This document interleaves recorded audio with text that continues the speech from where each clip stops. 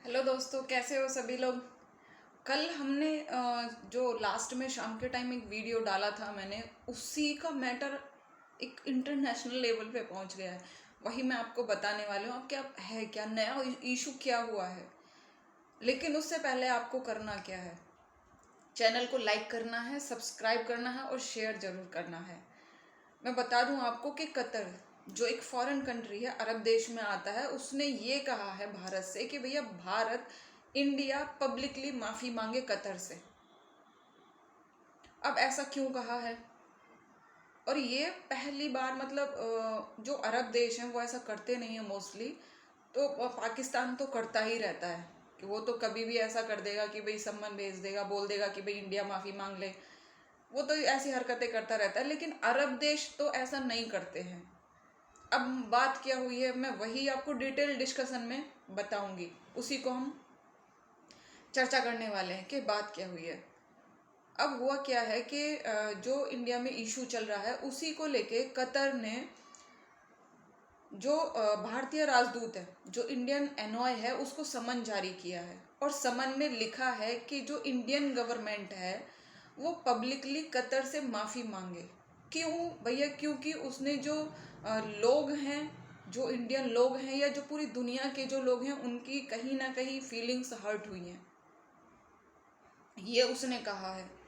अब ऐसा क्यों कहा है उसने, वो भी बता देती हूँ मैं आपको। अब हुआ क्या था अचानक से, मतलब ऐसी न्यूज़ क्यों आई कतर की तरफ से?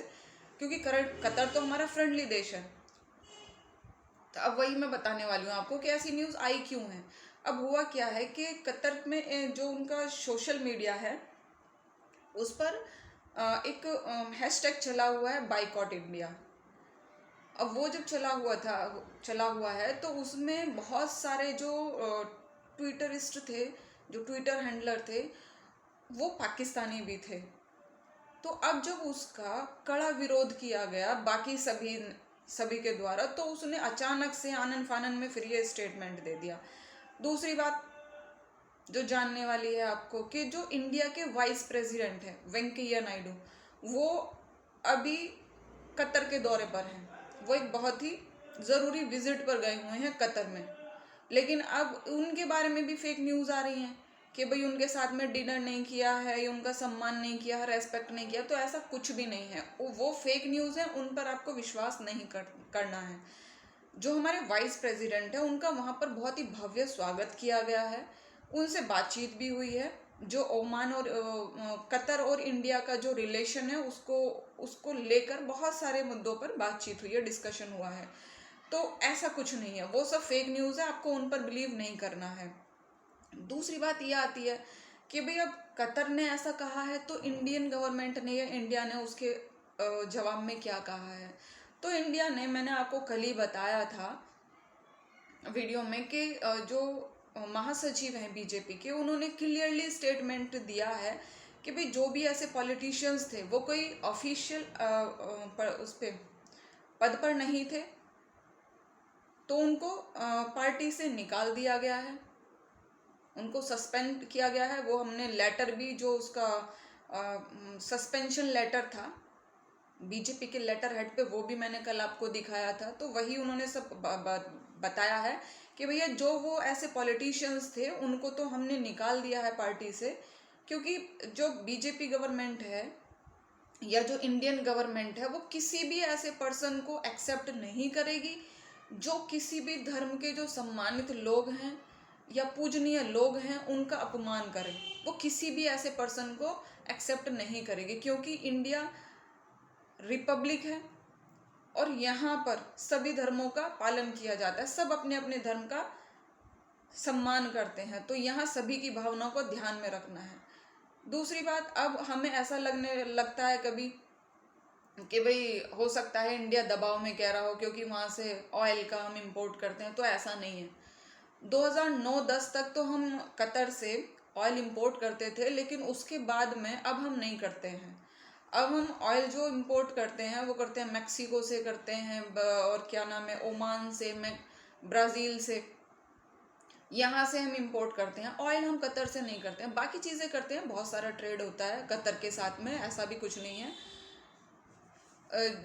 टोटल अगर हम कॉस्ट मिला के देखें जो हम कतर के साथ में डील करते हैं, जो उसके साथ में हम ट्रेड करते हैं, वो लगभग ऐसी आती है 7.93 बिलियन डॉलर की। इतना हम कतर के साथ में करते हैं, लेकिन उससे ज़्यादा हम बांग्लादेश के साथ में करते हैं। तो ऐसा बिल्कुल नहीं है कि भाई हम कतर पे डिपेंड हैं, ऐसा नहीं है। बस ये है कि हमारा उसके साथ में फ्रेंडली रिलेशन है, कतर और इंडिया का फ्रेंडली रिलेशन है, इसलिए ये स्टेटमेंट भी दिया गया है। लेकिन ध्यान रखने वाली बात है, इंडियन गवर्नमेंट ने पब्लिकली माफ़ी नहीं मांगी है। केवल उन्होंने जो हमने कदम उठाए हैं इंडियन गवर्नमेंट की तरफ से, जो स्ट्रिक्ट एक्शन लिया गया है, वही उसके बारे में उसने स्पेसिफिकेशन दिया है। अब ज़रूरी बात आप लोगों को क्या ध्यान रखना है, सभी से मेरी सभी से रिक्वेस्ट है ये कि जितने भी हम लोग सोशल मीडिया हैंडलर हैं, जितने भी आप लोग सोशल मीडिया हैंडल करते हैं, वो किसी भी पोस्ट में कुछ भी ऐसा ना पोस्ट करें जिससे किसी भी धर्म का, किसी भी रिलीजन का जो उनकी रिलीजियस फीलिंग्स होती हैं वो हर्ट हों। क्योंकि हम इंडिया में रहते हैं, पहले हम इंडियन हैं। अगर देश में शांति है तभी सब चीज़ें सही रहती हैं। तो देश की एकता, अखंडता और शांति को हमें बनाए रखना है। किसी भी ऐसी बेकार की चीज़ों में जो हमारी शांति को भंग करें या जो ऐसी फेक न्यूज़ आती हैं उन पर हमें बिलीव नहीं करना है। और दूसरी बात और ध्यान रखने की है, हम जो भी पोस्ट करते हैं वो ऐसा नहीं है कि हम जिसे कर रहे हैं या हमारे पास तक ही सीमित रहती है। उसका पता लगाया जा सकता है ईजीली कि आप कहाँ से पोस्ट कर रहे हैं, कैसे कर रहे हैं। तो इस बात का भी हमें ध्यान रखना है, हमें शांति बना के रखनी है, अपने भी धर्म को हमें सम्मान के साथ में फॉलो करना है और जो बाकी के रिलीजन है उनको भी, सभी की भावनाओं को हमें ध्यान रखना है। चलिए मिलते हैं जल्दी ही आपसे नेक्स्ट वीडियो में। Okay, bye bye.